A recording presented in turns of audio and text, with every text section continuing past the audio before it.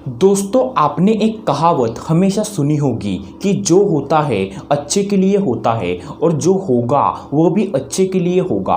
दोस्तों, इस कहावत के ऊपर आज की इस वीडियो में मैं आपको एक कहानी बताने वाला हूँ, जिस कहानी को सुनने के बाद आपको यह बात क्लियर हो जाएगी कि जो होता है अच्छे के लिए होता है और जो होगा वो भी अच्छे के लिए होगा। इसका एग्जैक्टली मतलब क्या है? दोस्तों, अगर आपको जानना है कि कौन सी है वो कहानी, तो आज का वीडियो आप दोस्तों पूरा देखें। तो चलिए शुरू करते हैं आज की इस वीडियो को। दोस्तों, इस कहानी की शुरुआत होती है एक राजपुर नगर के शहर से। हाँ दोस्तों, एक समय में राजपुर नगर का एक शहर था और उस शहर में एक राजा रहता था। और एक दिन राजा अपने सैनिकों को लेकर कहीं पर जा रहा था और रास्ते पर जाते जाते राजा का हाथ का अंगूठा उसकी ही तलवार से कट जाता है और उसके हाथ से खून बहने लगता है। और जिसे देखकर राजा अंदर से बिल्कुल डर जाता है। वह अपने सैनिकों को बोलता है कि तुम एक काम करो, तुम यहाँ से पीछे जाओ और किसी ना किसी वैद्य को लेकर आओ।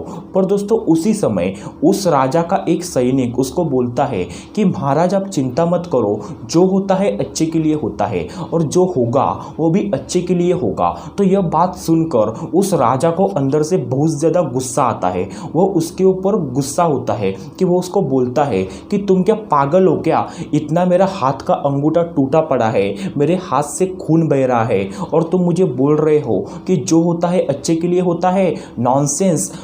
वो उसको बाकी के सैनिकों को बोलता है कि तुम एक काम करो कि वैद्य को छोड़ो, पहले इसको उठाओ और इसको लेकर जाओ और इसको फांसी पर चढ़ा दो। हाँ, तो राजा उसको फांसी की सज़ा सुना देता है। तो बाकी के जो सैनिक होते हैं वो उस सैनिक को पकड़ लेते हैं और उसको फांसी देने के लिए लेकर जाते हैं। और राजा अकेला उस रास्ते पर आगे बढ़ता है। तो राजा जब अकेला उस रास्ते पर आगे बढ़ता है तो राजा को बीच रास्ते में आदिवासी लोगों का झुंड उसको पकड़ लेता है और उन आदिवासी लोगों को किसी न किसी मनुष्य की बलि चढ़ानी होती है। तो वो आदिवासी लोग राजा को पकड़ते हैं ताकि वो उसकी बलि चढ़ा सके। तो राजा को वो लेकर जाते हैं और सब कुछ तैयारी होती है। और तैयारी होने के बाद एक आदिवासी उन सभी को बोलता है कि इस आदमी की हम बलि बिल्कुल भी नहीं चढ़ा सकते। तो बाकी के लोग बोलते हैं कि ऐसा क्या हुआ? तो वो उसको बोलता है बाकी के लोगों को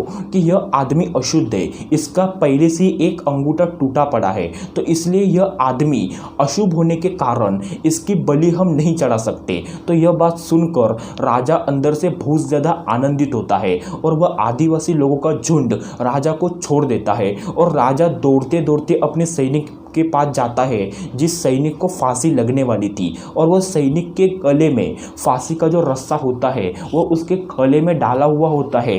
तो राजा उसको जल्दी से जल्दी जाकर उसके पैर पकड़ता है, उसको बोलता है कि तुम जो बोल रहे थे वो सच था, जो होता है अच्छे के लिए होता है।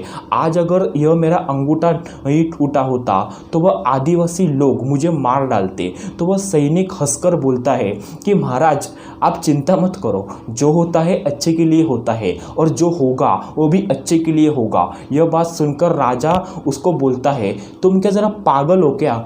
इतना सब कुछ रामायण हुआ और उसके बाद तुम मुझे फिर से बोल रहे हो कि जो होता है अच्छे के लिए होता है और जो होगा वो भी अच्छे के लिए होगा। इसका मतलब क्या है? तो वह सैनिक बोलता है कि राजा जी, अगर मैं आपके साथ चला जाता तो वह आपको छोड़कर मुझे मार डालते।